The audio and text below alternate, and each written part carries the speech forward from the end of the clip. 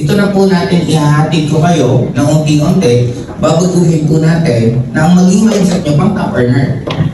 Okay po ba yun? Yes! Para talaga, sino ang pinakamagaling na grupo sa Acentra? Acentra Prime. So, sino ang pinakamagaling? Acentra Prime. Dapat laging gano'n. Kung meron magsasabing unang magaling ka, ikaw yun. Kaya lang, yun ang maling turo. Magaling ka, mayabang mo naman. Di ba hindi natin pwede maging proud sa sarili natin kasi mayabang tayo? Di nga pwede mangarap ng malaki kasi pagtatawanan ka. Bakit nung bata pwede kang mangarap na maging Spider-Man, Doktor, Piloto, Superman? Bakit nung pag may edad ka na, pag nangarap ka, ano ka ba naman? Tanga-tanga, ba't ka nangangarap ng malaki? Diba? Nangangarap ka ng kotse, anong sasabihin? Ang mahal-mahal ng gas. Diba? Ang negative, laging may makikita na mali. Ang positive, laging may makikita.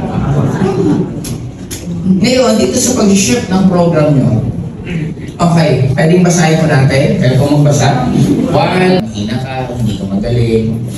Siguro napagalitan ka lagi ng magulang mo, nakukumpara ka lagi sa ate mo, kapatid mo. Now, starting right now, palitan po natin lahat ng duda ninyo na magkaroon ka ulit ng tiwala sa sarili mo. And for you to do that, kailangan mo ng small little wins. Ibig sabihin, kung meron kang pangarap at hindi mo pa nakukuha yung pangarap mo, pwede mong liitan na siguro din ang makukuha mo. Example, anong pinakamagandang pangarap sa nagsisimula? Huwag may mag-joy. Ang pangarap mo ma-reject. Grabe naman ma-reject ka na lang, hindi mo pa kaya. Tama ang goal mo, 5 beses ma-reject. Pag nahihit mo yung goal mo, ano pakiramdam? Basta, ang tao by nature, maghahanap ka ng more. Kaya ang importante dito, magkaroon ka muna ng mga maliliit lang na goal mo na sigurado mong ma-achieve. Clear po ba tayo? Yes! Okay. Kasi, pag nagkaroon ka ng tinatawag ng momentum, madali na mag-hit ng mas malalaking goal. Pag ikaw yung taong hindi pa nadidevelop na mataas ang tiwala mo sa sarili mo, kailangan mo munang mag-hit ng mga madadali para sigurado makukuha mo, para nagkakaroon ka ng tiwala sa sarili mo, and after that, doon ka na mag-hit ng palaki ng palaki. Clear po ba tayo? Yes! Okay. Sunod. Mamaya, papakita ko sa inyo anong pagbabasa ng taong top earner at hindi. Tingin nyo yung tono nyo kanina, pang top earner o hindi? Ulitin natin na, top earner po ba kayo? Yes! Hindi ko maramdaman. Top earner po ba kayo? Yes! Okay, basahin po natin ito ng paano yung gusto nyo kung hindi siya magiging consistent. Kasi lahat naman ang gusto natin binibigay. Ang problema, ang dami natin gusto. I'm sure gusto nyo maging top earner pag nandito ka. Gusto mong kumita ng malaki pag kausap mo ang SP mo. Pero, kumusta ka pag kausap mo na lang sarili mo? Mas marami sa atin, pag nandito ako, payaman, dati. Pag mag-isa ka na lang, kaya ko kaya. Minsan maghahanap ka pa ng kakampi. Si ganito na rin, madali na rin ako. Makikita ko yung gusto mo tingnan. Ang tao magiging successful, ang kailangan si ganito, kumita na ng malaki, si ganito, malaki na ng grupo. Sino ang nagdidesisyon ang gusto mong makita? Kaya regarding dito sa excuses, pag binibigyan kayo ng task ng mga SP nyo, or ng grupo nyo, dapat lagi kang head-on. Tama. Laging i-accept mo. Bakit? Kasi, wala naman kung naging champion na umaatras. Dapat, laging kang head-on. Kaya mo yan, pag-aaralan nyo. Yes. Kung anong pinapagawa sa inyo, gawin nyo kasi doon kayo pupunta. Habang pinapatagal nyo yun, parang sinabi nyo na rin na gusto nyo tumagal, kumita. Sa taong naghahanap ng solusyon, laging may sagot. Sa taong naghahanap ng rason, laging may rason. Kaya lang, ano yung ending after? Okay, magrason ka na magrason, mag-grow ka.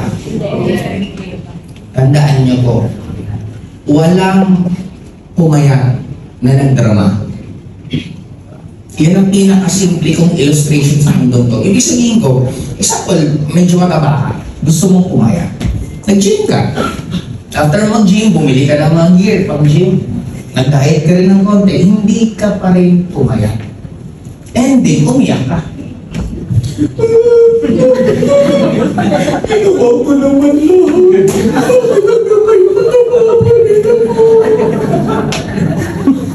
yung taba mo, naawa sa'yo.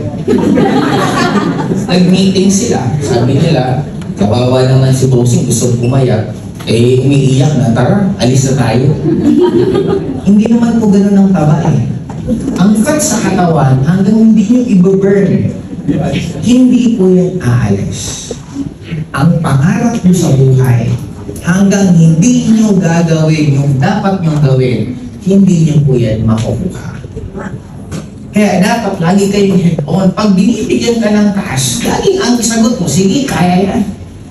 Kasi wala naman binibigay sa inyo, hindi nyo kaya. Bakit?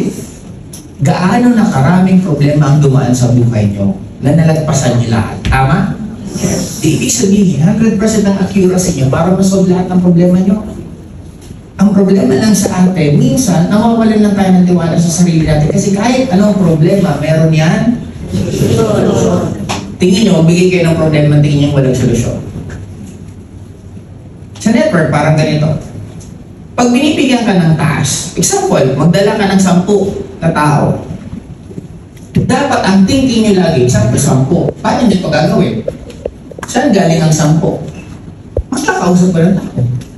Sa lahat ng kausap mo, dito magdadagdag nyo. Kinausap ko ito, pang-isa. Kinausap ko ng reject, isa pa lang. Kinausap ko naman, gusto ko, alam. Kinausap ko pangatlo, pang-apat, pang-5. O 5 na, tapos yung di ba 10 na rin yun? Ang dali ng solusyon eh, pag inisip madali din. 10, nauna isip, parang hirap naman yan. Magkakasunod ka na, ang hirap naman yan, dami-dami na. Ulitin ko po, di ba gusto niyo kumita ng malaki? Wala naman kumikita ng malaki sa industry ito na mag-isa. Lahat ng kumikita, may malaking grupo. The point na ayaw mo magkaroon ng 10, sinabi mo na rin na ayaw mo kumita ng malaki. Yan ang dito na tayo papasok sa na dapat alay yung gusto mo sa ginagawa mo. Hindi, gusto mo maging top earner pero takbuhin ka. Tinuro na sa atin ito, bata pa lang tayo, alain. Tama? Kaya hindi binibigay yung gusto natin kasi ang gulo natin. Alam niyo po ba, tayo ang isa sa pinakatamad na nilalang sa mundo ito. Lahat na lang dinadasal. May pasok ka kinabukasan na importante. Magdadasal ka pa. Lord, sana gumising ako ng maaga. Kung nakakapagsalita lang yan, binatukan siguro tayo. Ang dami na niyang ginagawa, inuutosan mo pagisingin ka. May alarm clock na, hindi mo pa ba alam? May mga tao sa loob ng bahay mo na pwedeng pakikising na lang bukas, may lakad ako. Bakit natin gustong idasal lahat? Para laging meron tayo sisisihin. Kaya ako may sakit kasi nasa taas ang may gusto niyo. Sino bang malamo? Sino ba nagpapabaya sa sarili mo? Kaya ako mahirap kasi siguro nasa gusto niya. Hindi. Lahat ng nangyayari sa atin, technically tayo po ang may kagagawa. Kung paulit-ulit kang niloloko, ikaw kasi may kasalanan kasi paulit-ulit ka. Yung downline, matigas ng ulo. Downline, matigas ng ulo, hindi sa akin sumusunod. Downline mo ba ang matigas ang ulo o ikaw yung matigas ang ulo na umaasa ka pa sa yung susunod yan sa'yo? Ba't hindi ka magpalit ng iba? It's very easy for us to change our life if maiintindihan natin lahat ng nangyayari sa atin. Tayo ang may. Pag ituturo natin na ituturo ang iba, walang changes ko. Kaya dito sa akin, dapat pag may pinapagawa sa inyo, ito, 10 ka ng sagot. Yes, Apply naman. Konti naman ito. Yun yung pang-top earner. Pag gagawin mo lang yung pinapagawa sa inyo, pang-average. Pag ang pinapagawa sa iyo, tinatanggihan mo, pang below average. Then you choose. Parang dito ngayon sa kwartong to, ano? Pangarap nyo. Grupo nyo to lahat. Ikaw speaker, ikaw organizer, or ikaw attendees.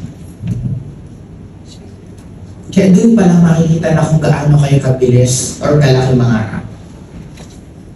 Hanggang kailan kayo tagapalakpak? Sa mga iba dito na mga ilang taon na sa industry, hanggang kailan ka tagapalakpak? Kaya ka nandyan kasi ginusto mo. Kaya ka rin makakaalis dyan kasi gugustuhin mo rin. Kasi, ano po ba kayo? Top earner. Ano po ba kayo? Top earner. Ang top earner, dapat ang galawan niya pang top earner din. At ang top earner, hindi normal po yung mag-isip. Kaya ngayon top din. Kasi sa tiny effort po ninyo, parang ang isang bundok, kadalasan ng isang bundok, sa pagbundok, nagkakaroon dyan ng tinatawag na more than 90% ng species ng isang puno, silang nagdodominant. Meron po tayong tinatawag na Pareto principle, na ang Pareto, yung sales ng 20% ng distributor ang nagpapasok ng 80% na sales is yung 20%. Yung 80% ng distributor ang pinapasok is 80%. Ibig sabihin, dito, darating ang time na may ano man ang ginagawa at nangyayari sa mga hinahangaan nyo, ganun din naman ang nangyayari sa inyo. Therefore, kaya-kaya yung lagpasan kung sino pang gusto nyo lagpasan as long as na magiging consistent na po kayo. Di ba meron kayo dito tuwing Thursday? Ano, nagiging consistent ang growth nyo o nagiging consistent hindi? Paano malalaman? Dumadami ka ba tuwing Thursday nyo or nagiging isa ka na lang? Consistent ka ako. Kaya hindi ka dumadami kasi hindi mo pinapangarap. Kasi hindi mo ginagol. Kasi hindi mo pinag-uusapan. Yun ang pinaka magiging importante na dapat mong ma-realize. Kung magkakaroon kayo ng consistency, ang layo na magiging gap nyo sa mga kasamahan nyo. Kaya tingnan nyo ulit yung kaliwa nyo. Tingnan nyo ulit kanan nyo. Anong tawag mo dyan? Katabi. Tingnan mo yung likod mo. Ending. I'll be frank with you. Ang tawag mo dyan, kakompetensya. Maybe you are in one group, yes. Pero always remember this. Darating ang time, meron dyan isa o dalawa na pwedeng kumita ng sobrang laki.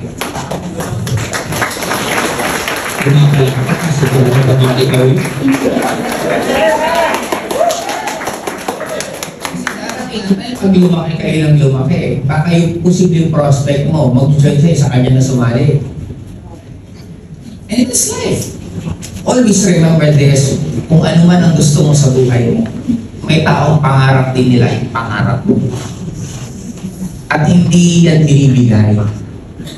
Kinukuha yan. At hindi mo yan makakuha kung hindi ka magiging consistent, hindi ka magsisipag. At hindi mo dapat lagpasan lahat ng kasabayan mo. Kasi when you are not there, yes, right now, as enterprise, pinakamalaki. Pero you can never tell pagdating ng oras. Or you can never tell, baka pagdating ng oras, meron sa inyo na susunod na sobrang laki. Nasa sa inyo lang yan kung paano nyo siya iisipin. Kaya for me, ang panibagong gusto ko magkaroon kayo, no excuses. Kung ano pinapagawa ng sagot? Yes! After yes, pag-isipan kung paano siya gagawin. Clear? Yes! Kasi yung mga akala nyong problema, ang tawag ko doon, learning, na i-level up yung para sa inyo. At doon kayo mas matututo, doon kayo mas lalong gagaling, at doon kayo mag-i-improve lalo. Clear? Yes! Okay, number 3. 1, 2, 3, go! You see opportunities. Lahat ng nangyayari sa atin, dapat titingnan nyo siya sa positive na bagay. Kasi doon siya magsisimula eh. Honestly, I'll be very honest with you. Wala naman ako talagang sobrang lalim na why. Napilitan lang ako sumagot ng malalim kung why kasi gusto ng tao ng medyo madadrama. Gusto ng tao ng parang mabubog ka muna bago mababawi. Di ba? Mga ganun kasi pelikula noon eh. Honestly, nung kami nag-dinapert, masaya lang po talaga kami na makulit kami. That is, hindi ko alam ng tao na doon sa Mandan. Walang mali sa nangyayari sa amin. Naalala ko dati, may seminar kami, 40 ang expected attendees. Bumili na kami 14 burger, 14 soft drinks. Good news, ang dumating 20. Kadalasan ng iba, malungkot bakit? Lugi ka ng 20. Ako masaya kasi may iti-take out akong 20 burger. Hindi ko lang ma-take out yung soft drinks, ang hirap kasi dala yung bote. Yung burger, totoo ako, sabi ko na lang, kila Jackie Jack, may pulutan na tayo. Sagot ko ng pulutan, kaya na bala sa emperador. Emperador pag ininom namin na tayo. Pagpunta, yung pati, iniprito namin, iinitin lang naman namin ng konti, lagyan ng konting sibuyas, pulutan na. Tapos kinabukasan, pipritong itlog, ilagay yung tinapay, may egg sandwich ka na. Kaya masaya na kami that time. May time na 40 expected namin, 6 malungkot. Oo, masaya ka. Bakit? Ang dami pwede mag-join. Nakikita niyo pa paano mo siya titingnan. Naalala ko dati, mag-meeting kami. Late si Jackie. May late din yung isa. Sabi ko, ba't kayo late? Sabi niya sa, late ako kasi naglatan ako eh. Sabi ko, ba't kayo late? Eh, yung kotse ko, pinapachinchorin ko, kaya ako late. Okay. Ganun kayo mag-usap. Pero may isa sa amin, wala pang kotse. Ang sakit kasi sa tenga. Bakit galit andyan ka sa post? Wala akong pera eh. Ang sakit sa tenga eh. Bawal sa amin madrama. Kasi hindi talaga kayo pinapayagan. Pag nagkwento ka, ganigatiban. Ulitin mo yung kwento mo, baguhin mo. Baguhin mo masaya na magaan. Ganun kami, ayaw namin talaga pag-usapan. Well, pag may prospect kami, example, yung prospect namin negative. Kung gaano ka negative, gagantihan ka rin namin. Pag kami mag-kausap, ano yun, kumusta? Hindi namin sasabihin na ayaw sumali. Pag sumunta, pangit, mahirap, walang pera. Ino-offry ka namin. Bubuhay, hindi yung marunong ako. Eh, at least yung pakiramdam namin, hindi sumama. Kaysa sasaktan mo pa sarili mo, yun na lang saktan mo, hindi mo naman kilala yun eh. Diba? Pero syempre, huwag nang ipaparinig naman sa kanila. Kahit naman yun. Hindi kayo kanila. Ganun tayo magpalitan. Na, kahit anong nangyayari sa amin, masaya lang kami. Ako, sanay ako dati nga. Pag humahataw kami, ang dala ko lang, ay isang pantalon na dark. Dark pantalon kasi hindi halata yung dumi. Mga 3 t-shirt. Yung brief, hindi ko hanggang ngayon, hindi ko ma-realize bakit isang brief lang dinadala ko. Kasi, ang ginagawa ng brief naman ng lalaki, di ba? Ilaban mo ng gabi, ihanger mo, bilang buwasan, tuyo. Kasi minsan, ay basa-basa, isuot mo lang, natutuyo naman. Ganun lang, masaya lang yung lagi, kahit anong pinapagawa. Pero never kami tumapanggi sa mga uplines. Pag sinabi may training, yes, apply. Ganoon lang, saka kami mong problema ng pamasahe. Saka namin gagawin kung paano kami didiskarte. Pero nakakalusog. Meron ako dyan, hindi ko makalimutan. Wala na akong pera. Ang ruling ko that time, kasi swerte nyo nga, may online eh. Ang offline dati, ruling ko, hindi ako pwedeng tumanggi sa prospect. That is already about that. Kasi mamipilitan ka mag-isip. Eh, may alas 2 akong i-meet na prospect. Wala pang gasolina yung motor ko. Sabi ko, pambira yun. Baka matuto. Nakita ko pinsan, naglalakad. Ay na! Kaya ko na sandaan, walang barya. Ate ko, sabi ko pera ko eh. Natakat nilang bigila.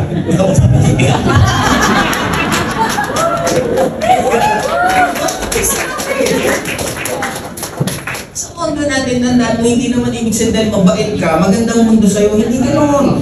Tama. Dalasan pa, kung sino sobrang bait siya, pag naaapi ng sobrang naaabuso eh. You should learn na maging madiskarte sa mundong to.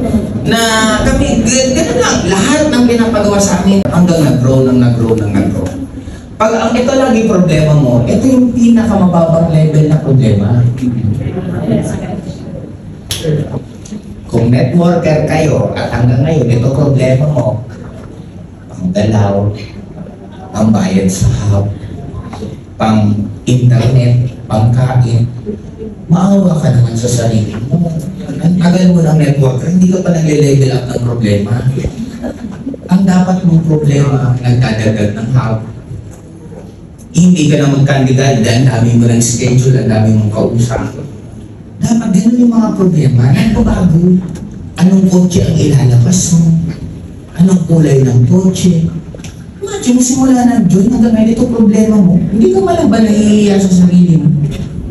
Diba? 1 plus 1. 2 plus 2. 3 plus 3. O, ba't kayo natatawa?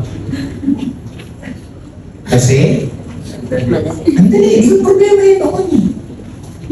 Di ba ito problema mo nung nagsisimula? Ba't hindi ka natatawa sa sarili mo nang hindi ka nagbabago ng problema? Hindi ka nagbabago ng problema kasi hindi rin nagbabago ng ginagawa. Isa lang sure ko, sa lahat ng kinakapos na networker, isa lang, tamad ka lang. Kung may kausap ka araw-araw, imposible magiging problema mo to. Pulubi, walang binibenta, nagka-apera. Kasi hindi tumitigil.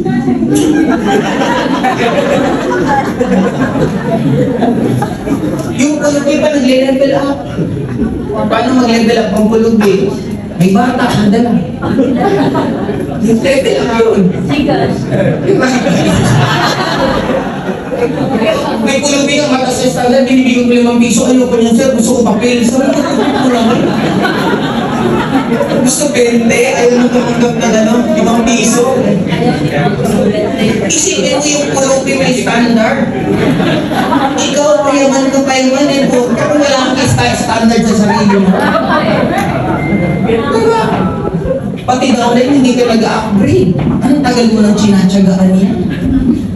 Nasaan yung abandon kung hanggang ngayon akala mo yan lang magiging downline mo? Huwag kayong matakot mag-let go kasi sa kada let go nyo, may nagpapalit na bago. Yes! Kasi, batas yan ang mundo. Parang friendship, sa tropa, kung meron kayong mga tropa, pupusta ako, laging ganito ang karakter ng mga tropa. Meron dyan leader. At hindi dyan mawawala yung tatanga-tanga. At hindi dyan mawawala yung madrama. Hindi dyan mawawala yung mali-mali. Yun ang ruling lagi. Sa network ganun din. Hindi naman kaya mong ma-handle lahat. Kukunti lang yan, kadalasan mga 10, 20, 30 leaders lang yan. Pero yung 30 na yan, 20 na yun, pwede magpasok sa yung libo-libo. Hanggang hindi mo kayang i-let go yung mabibigat. Sinabi mo na rin sa sarili mo na hindi ka pa ready ma-level up. Kaya dapat huwag kayong matakot sa letting go kasi laging meron siyang kapalit. You need to let go yung old you para magkaroon ka ng bagong ikaw. Hindi mo pwedeng i-hold mo yung grupo mo na ang tagal-tagal na nababagalan ka nga kung gusto mo magkaroon ng bagong grupo mabilis. Kaya kung meron dapat magbago, again, sino yun? Sarili na. Ikaw muna. May isa sa akin nagsabi, bago mo i-duplicate sarili mo, sure ka ba na pag dinuplicate ka, gaganda yung grupo o sasakit ang ulo ng grupo? Kasi kung ikaw mismo sakit ka ng ulo ng SP mo, hindi pag dumami ka, dadami yung sakit ng ulo. Kaya bago ka mag-duplicate, ayusin mo muna. Clear? Yes! Okay, number 4.